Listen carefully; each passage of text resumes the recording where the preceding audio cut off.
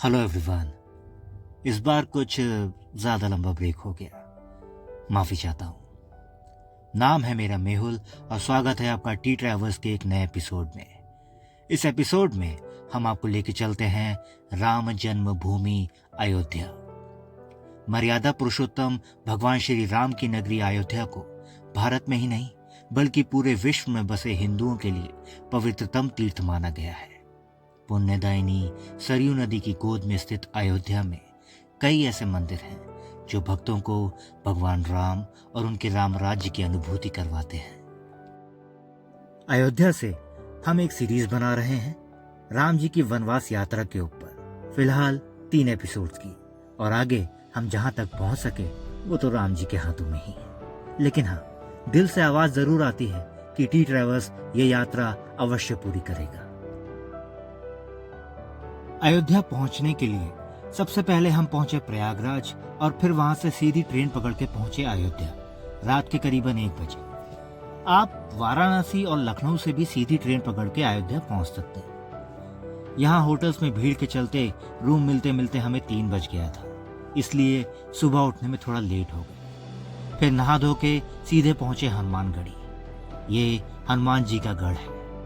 कहते हैं इस मंदिर का निर्माण करीबन 1164 में हुआ था और इस मंदिर का विवरण वाल्मीकि रामायण में भी है। ये एक मात्र ऐसा मंदिर है जहां हनुमान जी राम जी के आगे महाराज रूप में विराजमान है और इसके पीछे सतयुग की एक कहानी जुड़ी हुई है। जैसा कि कहते हैं, राम दुआरे तुम रखवारे, होत न आज्ञा बिना पैसारे। जब लंका में हनुमान जी सीता जी के पास पहुंचे तो माता जी ने उन्हें वरदान दिया, अजर अमर गुण निधि सुत होहु। सीता जी ने उन्हें अमरता का वरदान दिया और जैसे श्री राम ने अपनी जनता की सेवा करी थी, सीता जी ने हनुमान जी को उनका सही उत्तराधिकारी मानते हुए यहाँ उनका राज तिलक किया था। हनुमानगढ़ी से निकल के हम पहुंचे राम मंदिर। राम मंदिर की सिक्योरिटी बेहद उम्दा है। मंदिर के अंदर कोई भी साजो सामान ले जाना नामुमकिन है, तो रिकॉर्डिंग का तो सवाल ही नहीं उठता। राम मंदिर में दर्शन करके हम पहुंचे दशरथ भवन। अयोध्या के बीचों बीच में स्थित है दशरथ महल। यह माना जाता है कि इस भवन को ठीक उसी जगह बनाया गया है जहां पे राजा दशरथ का असली निवास हुआ करता था और उनका अस्तित्व भी इसी स्थान से जुड़ा हुआ है। इस भवन के मंदिर में श्री राम, लक्ष्मण और सीता जी की मूर्तियां लगी हुई हैं। इस मंदिर का प्रवेश द्वार देखने में बेहद ही बड़ा और रंगीन दिखता है। इस परिसर में आपको काफी संख्या में जमा होकर श्रद्धालु भजन कीर्तन करते हुए भी दिखेंगे। लोग तो ये भी कहते हैं कि राम जी का जन्म भी यहीं हुआ था। अयोध्या का यह दशरथ महल एक सिद्ध पीठ भी है। मान्यताओं के अनुसार राजा दशरथ ने त्रेता युग में इस महल की स्थापना की थी। इस स्थान पर श्री वैष्णव परंपरा की प्रसिद्ध पीठ एवं विंदु गादी की सर्वोच्च पीठ भी स्थित है। यह महल हनुमानगढ़ी से करीबन 50 से 60 मीटर दूरी पर स्थित है और इस महल को लोग बड़ा स्थान या बड़ी जगह भी बोलते हैं। राम विवाह, दीपावली, श्रावण मेला, चैत्र रामनवमी और कार्तिक मेला, इन त्योहारों का यहाँ पे अलग ही महत्व है और इन्हें यहाँ विशेष उत्साह के साथ मनाया जाता है। लोग काफी दूर दूर से यहाँ पे आते हैं। अगर आप भी इन त्योहारों पे यहाँ आना चाहें तो अपनी होटल्स और ट्रैवल बुकिंग्स महीनों भर पहले करवा के रखें। दशरथ महल में कुछ समय बिता के हम पहुंचे कनक भवन। हालांकि कहानियां यहाँ भी बहुत हैं, लेकिन एक बात जो हमें यहाँ लोगों द्वारा पता चली वो ये थी कि जिस दंपति का आपस में मनमुटाव होता है, अगर वो यहाँ आए तो वो मनमुटाव खत्म हो जाता है। यहाँ की मूर्तियों में आपको एक अलग ही रौनक देखने मिलेगी। नजरें हटाने का मन नहीं करेगा, हाँ, लेकिन भीड़ के चलते आपको मजबूरन वहां से हटना ही पड़ेगा।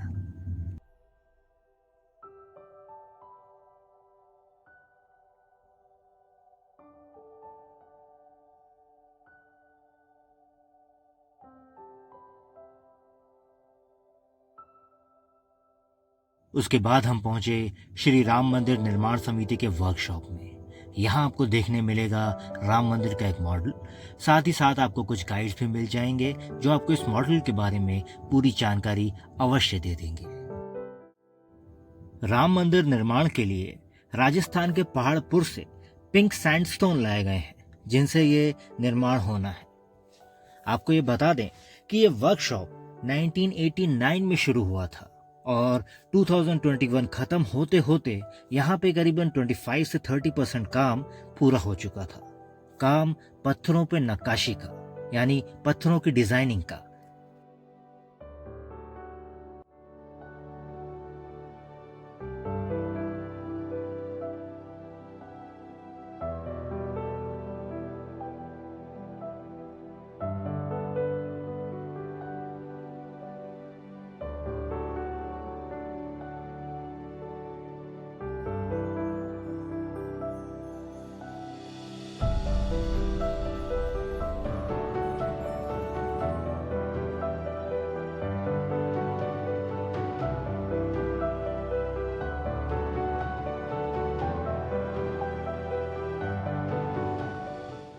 इस वर्कशॉप का काम बीच में बंद हो गया था, लेकिन जब सुप्रीम कोर्ट का फैसला राम मंदिर के पक्ष में आया, उस फैसले के बाद यहाँ पे काम फिर से शुरू कर दिया गया और अब काम बड़ी ही तेजी से हो रहा है।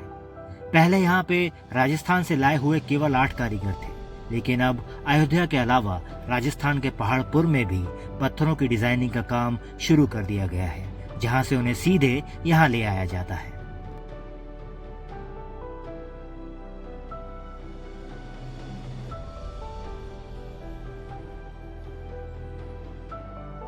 वर्कशॉप में आपको एक बड़ी सी बेल भी दिखेगी, यानी कि मंदिर का घंटा, जो सीधे रामेश्वरम से यहाँ लाया गया है और इसका वजन करीबन 5 टनों से ऊपर का बताया जाता है।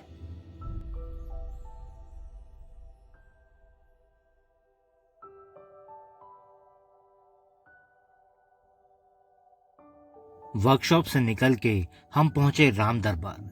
कहते हैं लंका से अयोध्या पहुंचने के बाद सरयू नदी में स्नान करके श्री राम ने यहाँ दरबार लगाया था, जहाँ उन्होंने अपनी प्रजा और नाते रिश्तेदारों से मुलाकात की थी।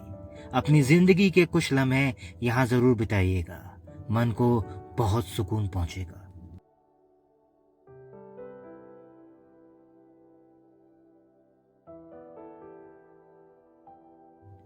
उसके बाद हम पहुंचे सरयू नदी के मानव निर्मित घाट पे। यहाँ पे आपको बहुत से लोग अवश्य स्नान करते दिखाई देंगे। जी हाँ, यह है मानव निर्मित घाट, प्राकृतिक निर्मित नहीं। वो इसलिए क्योंकि ये घाट मानव द्वारा बनाया गया है, जहाँ पे सरयू नदी से पानी निकालकर वापस एक घाट से घुमाकर उसी में मिला दिया जाता है। यहाँ पे एक तरफ आपको घुटने तक की गहराई देखने मिलेगी और दूसरी तरफ जहाँ पे पानी निकाला जाता है वहाँ पे गहराई थोड़ी ज्यादा है, इसलिए जब भी जाएं देख संभल के जाएं।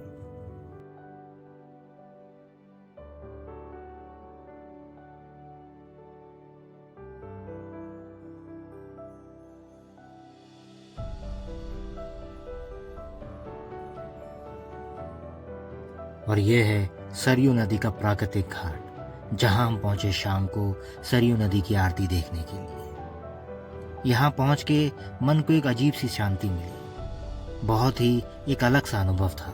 इसलिए हम चाहेंगे कि आप भी इस अनुभव का पूरा आनंद लीजिए।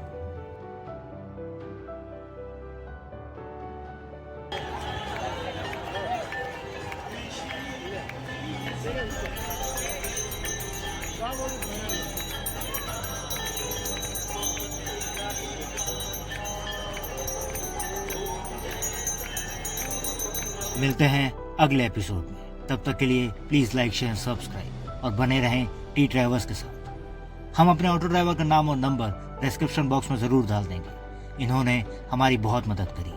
अगर आप चाहें तो अयोध्या पहुंचकर आप भी इनकी मदद ले सकते हैं। धन्यवाद।